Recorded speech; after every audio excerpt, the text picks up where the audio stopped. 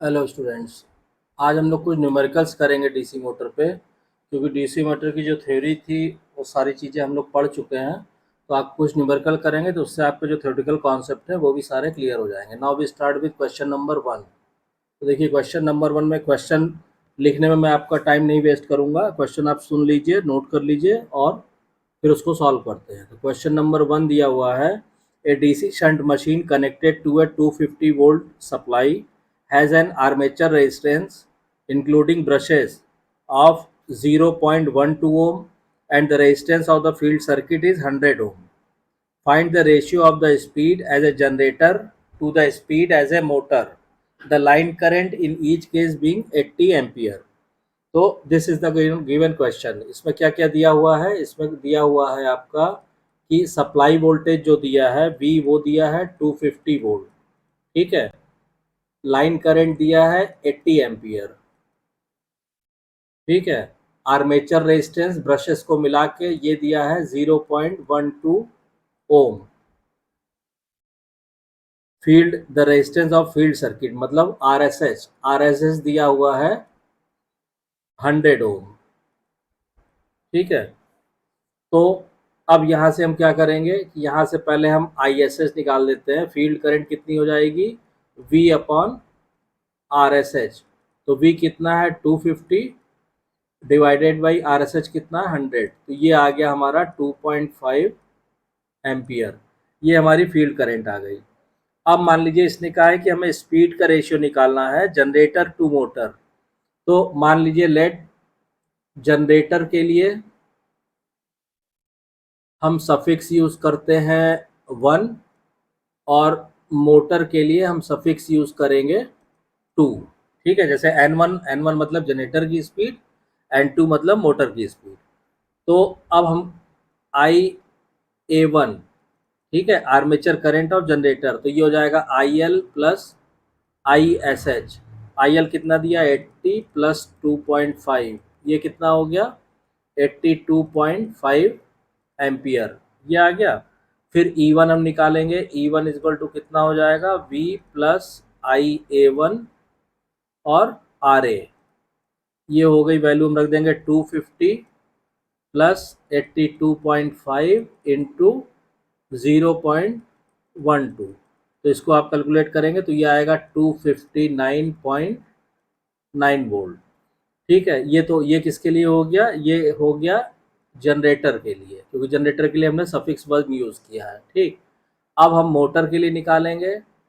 तो मोटर के लिए क्या हो जाएगा? IA2 निकालेंगे। IA2 ये कितना हो जाएगा? ये हो जाएगा IL माइनस ISH, मतलब 80 माइनस 2.5, ये आ गया आपका 77.5 एम्पियर, ठीक है।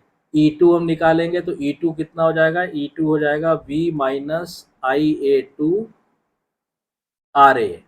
ये हो गया आपका 250 माइनस 77.5 इंटू RA कितना हो गया?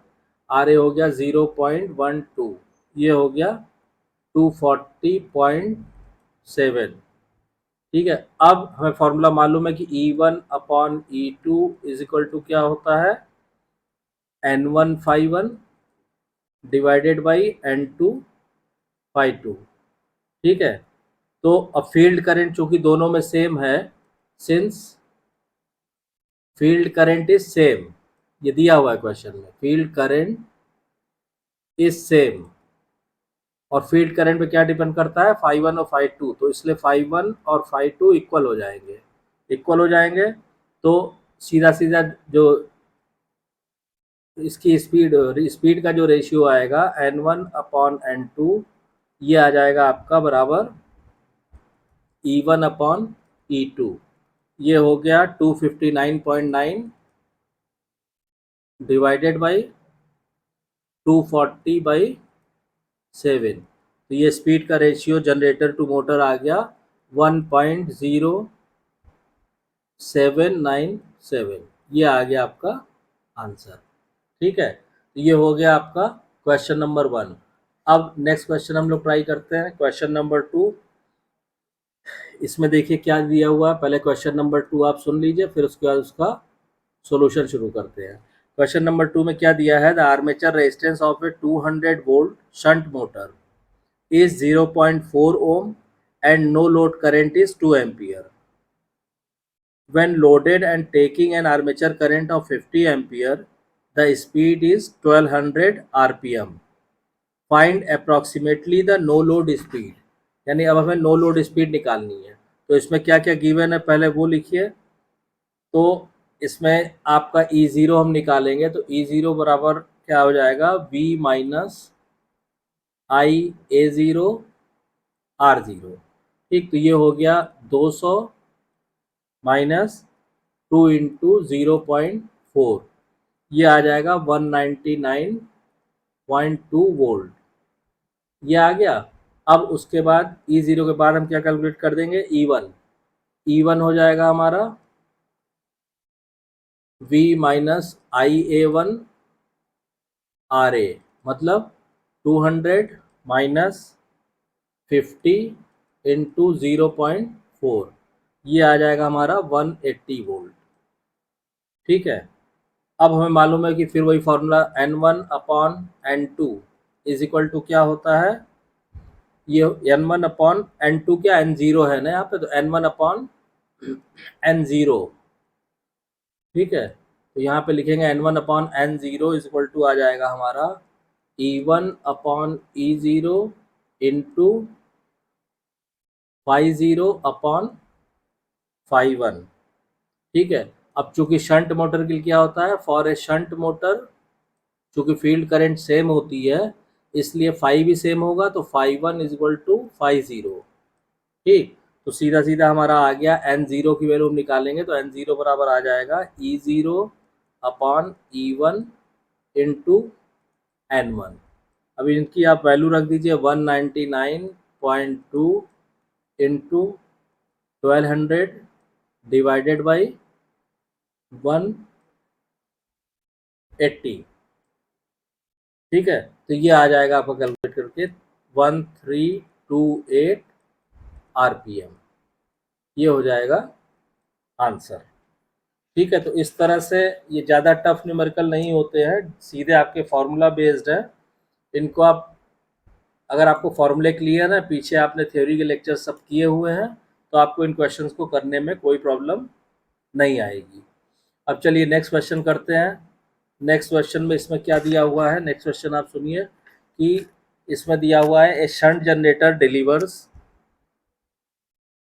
देखिए क्या दिया है, a shunt generator delivers 50 kilowatt at 250 volt when running at 400 rpm.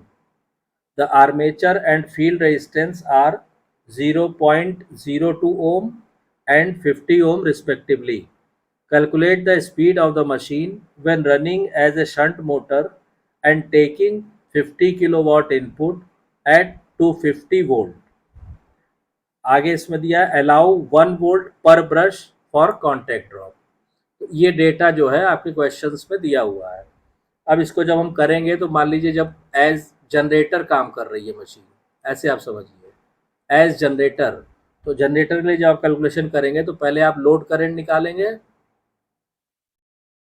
Load current IL हो जाएगी 50 इंटू 10⁻³ अपॉन 250, तो ये आ गया आपका 200 एम्पियर। ठीक है, शंट फील्ड करंट आप निकालेंगे, शंट फील्ड करंट ये हो जाएगी ISH is equal to V upon RSH। V कितना है, V है 250 और RSH दिया हुआ है 50, तो ये आ जाएगा आपका 5 एम्पियर। तो अब आर्मेचर करंट कितनी हो जाएगी, आर्मेचर करंट हो जाएगी इन दोनों का addition, armature current IA1 is equal to हो गया IL1 plus ISH, IL1 plus ISH, IL1 मतलब ये जो आपने निकाला, तो ये हो गया सीधा सीधा आपका 200 प्लस 5, ये आ गया 205 एम्पियर। अब ये तो अच्छा जनरेटेड ईएमएफ कितना जनरेट होगा, तो यहाँ हम लिखेंगे जनरेटेड ईएमएफ, ये कितना हो जाएगा, ये E1 इक्वल टू हो जाएगा V प्लस IA1 RA, और प्लस चूंकि यहाँ वोल्टेज ड्रॉप मेंशन है तो वो भी लिखेंगे, वोल्टेज ड्रॉप इन ब्रश। ठीक है, तो V कितना दिया हुआ, V दिया है 250, करंट है हमारे पास 205, आर्मेचर रेजिस्टेंस है 0.02, प्लस वोल्टेज ड्रॉप एक ब्रश में 1 वोल्ट है तो 2 ब्रश में 2 × 1 2 वोल्ट हो जाएगा। तो ये कैलकुलेट करने के बाद आ जाएगा 256.1 वोल्ट। ठीक है, अब स्पीड हम निकालेंगे, तो स्पीड क्वेश्चन में दिया हुआ है, speed of the generator, speed N1 कितना दिया हुआ है, 400 RPM। ठीक, ये तो हो गया जनरेटर की सारी डिटेल्स हमने निकाल ली। अब एज मोटर, जब ये मशीन एज मोटर काम करेगी तब एक एक करके चीजें हम निकालेंगे। तो मान लीजिए हमने कहा input line current, input line current कैसे निकलेगी, IL2 is equal to power बटे वोल्टेज, PI इनपुट पावर बटे वोल्टेज। तो इनपुट पावर कितनी है, 50 किलोवाट, मतलब 50 × 10⁻³ और वोल्टेज कितना है 250। तो ये करंट आ गई हमारी 200 एम्पियर। ठीक है, अब इसके बाद क्या करेंगे, इसके बाद हम कैलकुलेट करेंगे फील्ड करंट यानी ISH।